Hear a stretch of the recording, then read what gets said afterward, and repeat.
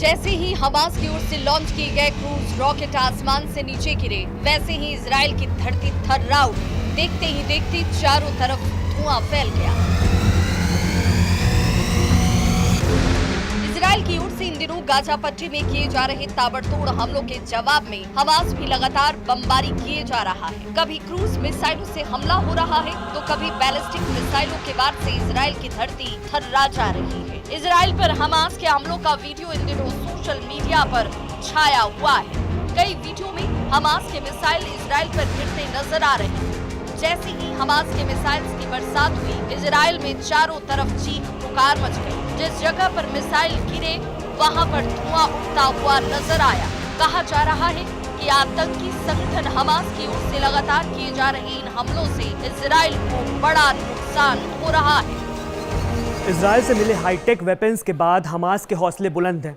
Hamas ने ये चेतावनी जारी की है कि वो इजराइल पर हमला करने वाला है, जिसको सुनने के बाद इजराइल सकते में है।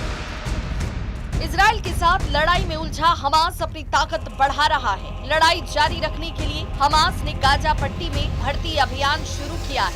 हमास के सशस्त्र विंग अल कसम ब्रिगेड में नए लड़ाकों की भर्ती हो रही है। ये अभियान हाल ही में शुरू हुआ है। हमास ने भी ये भर्ती अभियान ऐसे समय में चलाया है जब उसे इजराइल के साथ युद्ध में भारी नुकसान हुआ और गुट फंड की कमी का सामना कर रहा है।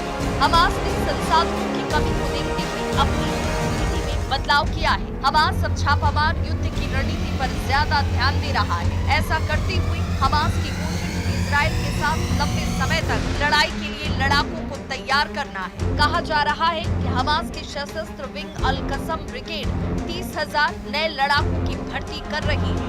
इन नए लड़ाकों के साथ वो छापामार युद्ध तकनीकों पर काम करेगा, क्योंकि नए लड़ाकों को पारंपरिक युद्ध में प्रशिक्षण नहीं मिला है।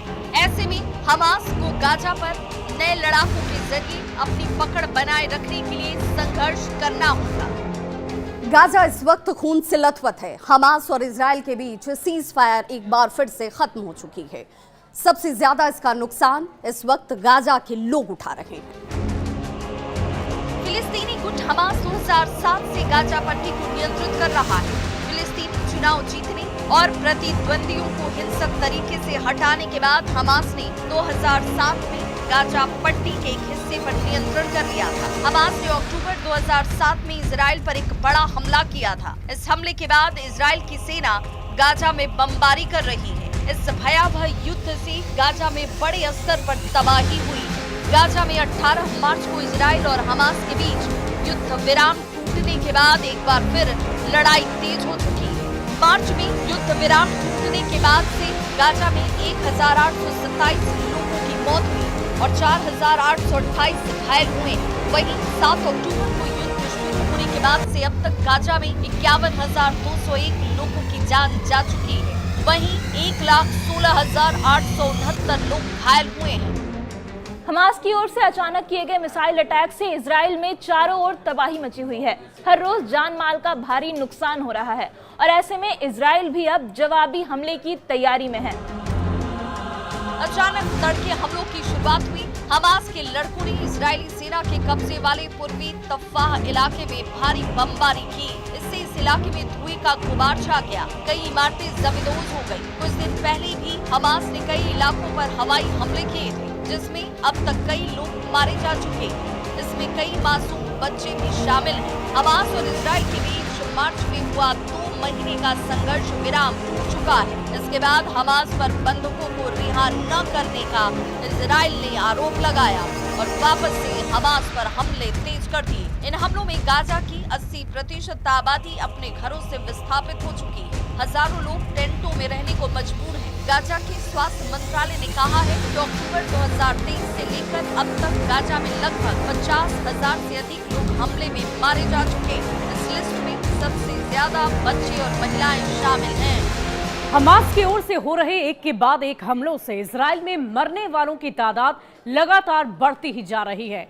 घायलों की संख्या लगातार बढ़ रही है। अस्पताल में भीड़ हो गई है और ऐसे में डॉक्टर्स की तरफ से दिन रात एक कर घायलों की देखभाल लगातार की जा रही है।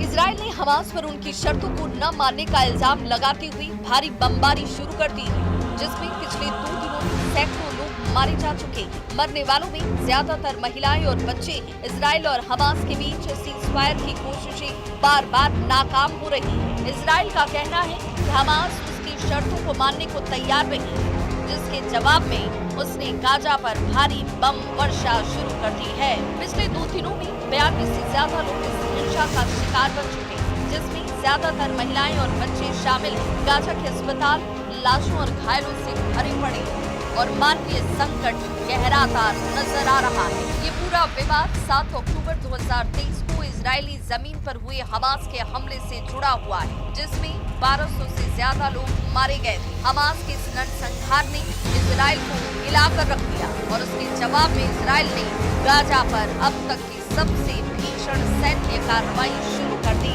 इजरायली सेना के मुताबिक जवाबी कार्रवाई में अब तक गाजा में 51,000 से ज्यादा लोग मारे जा चुके हैं।